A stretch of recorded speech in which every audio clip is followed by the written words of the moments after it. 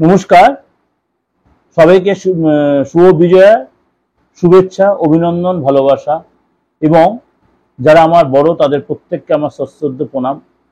ছোটদেরও শুভেচ্ছা এবং আশা করি প্রত্যেকেই সুন্দরভাবে এই দুর্গোৎসব কাটিয়েছেন এবং সামনেও দীপাবলি রয়েছে, ধনতেরাস রয়েছে, প্রত্যেকে সুন্দরভাবে কাটাবেন। কিন্তু তার সাথে আমাদের নিত্য নৈমিত্তিক যে দিন সেগুলো সুন্দরভাবে কাটাতে হবে। তার জন্য কি করতে অবশ্যই আমাদের দৈনন্দিন রাশিফল, সাপ্তাহিক রাশিফল, মাসিক রাশিফল বা আদার্স যে অবশ্যই রাশিফলটা শুনতে হবে। তাহলে প্রত্যেকটা দিন আমাদের কেমন কাটবে সেটা অবশ্যই জেনে নিলে কিন্তু আরো আমাদের লাইফটা অনেক স্মুথ হতে পারে। সেরকমই এই সপ্তাহে অর্থাৎ 6 অক্টোবর টু 12 অক্টোবর সারাটা সপ্তাহ কেমন যাবে। আমি অক্টোবর মাসের রাশিফল অলরেডি দিয়ে দিয়েছি আপনার মাসিক রাশিফল এবং দৈনন্দিন রাশিফলও আপনাদের কাছে আমি প্রত্যেক দিন দিচ্ছি আমার এই দিগদর্শন চ্যানেলে। এই সপ্তাহটা অর্থাৎ 6 তারিখে কিন্তু পূর্ণিমা পড়ে যাচ্ছে, অর্থাৎ কোজাগরী লক্ষ্মী পূজার যে পূর্ণিমা 6 তারিখে পড়ে যাচ্ছে, তার জন্য আমি প্রোগ্রাম দিয়েছি, আবার দেব। এবং 7 তারিখে অনেকের বাড়িতে কোজাগরী লক্ষ্মী পূজা হবে, 6 তারিখে অনেকের বাড়িতে হবে।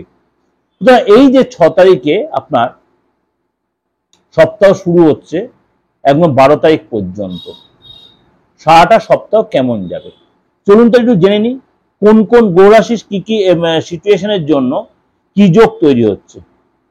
গ্রহ নক্ষত্রের পরিস্থিতি অনুযায়ী মানে সূর্য এবং শুক্রের জুতির জন্য শুক্রাদিত্য রাজযোগ তৈরি হচ্ছে। সূর্য এবং শুক্রের জুতির কারণে শুক্রাদিত্য রাজযোগ তৈরি হচ্ছে। এছাড়া আপনার আদার যে গ্রহগুলো মঙ্গল এবং বুধ তুলা রাশিতে থাকবে, রাহু থাকবে কুম্ভ রাশিতে, গুরু বৃহস্পতি থাকবে মিথুন রাশিতে, কেতু থাকবে সিংহ রাশিতে, শনি হচ্ছে মীন রাশিতে বক্রী অবস্থায় রয়েছে। কিন্তু এই সিচুয়েশনে আমাদের একাধিক রাজযোগ কিন্তু তৈরি হচ্ছে। একাধিক রাজযোগ কিরকম? একটা হচ্ছে শুক্রাদিত্য রাজযোগ, একটা নবপঞ্চম যোগ, শুক্রাদিত্য যোগ নবপঞ্চম রাজযোগ, স্বরাষ্ট্র ত্রি একাদশ। এছাড়াও রয়েছে কেন্দ্র যোগ। একাধিক এই যে যোগ আপনার রাশির জন্য কি সুযোগ বা কি সিচুয়েশন তৈরি করছে তার জন্য কিন্তু অবশ্যই, এবং কোন কোন দিনগুলো আপনার জন্য ভালো এবং কোন কোন দিনগুলো আপনাকে সতর্কতা অবলম্বন করতে হবে সেগুলো একটু তাহলে চলুন জেনে নিই। বৃষ রাশি এই সপ্তাহটা কেমন যাবে। আপনার এই সপ্তাহে পরিবারের সাথে আপনি অনেকটাই সময় কাটাবেন। ঘরে কোনো শুভ কাজ বা উৎসবের একটা পরিবেশ তৈরি হবে বা কোনো মাঙ্গলিক কাজের প্ল্যান আপনাদের হতে পারে। এই সময় কিন্তু আপনার মানে সন্তানের কাছ থেকে, বিশেষ করে আপনার যদি পুত্র সন্তান থেকে দেয় তাতে সহায়তা পাবেন। এই সময় কোনো গুড নিউজ পেতে পারেন, আপনি কোনো গুড নিউজ বা প্ল্যান করতে পারেন। এই সময় কিন্তু এই সপ্তাহটা আপনার মানে বিশেষ করে কন্যা, যে আপনার কন্যা সন্তান থেকে থাকে তার থেকে একটু আপনি সাফার হতে পারেন, একটু মানসিক কষ্ট পেতে পারেন। এবং আপনার যদি কন্যা সন্তান থেকে তার শরীর স্বাস্থ্য নিয়ে ডিস্টার্ব হতে পারে, তাকে টেনশনে পড়তে পারেন। যদি আপনি স্টুডেন্ট হন, পড়াশোনায় আপনার মানে ডেভেলপ করবে কিন্তু আপনার মনটা একটু আনচান করবে। জীবনসাথীর শরীর স্বাস্থ্য আগের চেয়ে বেটার হবে, পিতার শরীর স্বাস্থ্য আগের চেয়ে আপনার বেটার হবে। এইসব চাকরি পেশায় যারা জয়েন করতে চাইছেন এই সময় কিন্তু আপনার গুড নিউজ পেতে পারেন এবং ব্যবসায় আপনার কিন্তু এই সময় লাভ হবে।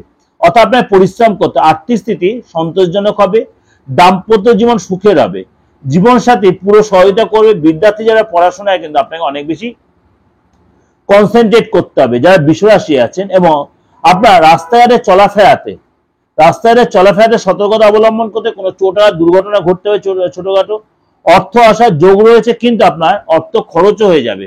বিনা জায়গায় মানে ভুল জায়গায় আপনি ইনভেস্ট করে অর্থ লস হয়ে যেতে পারে।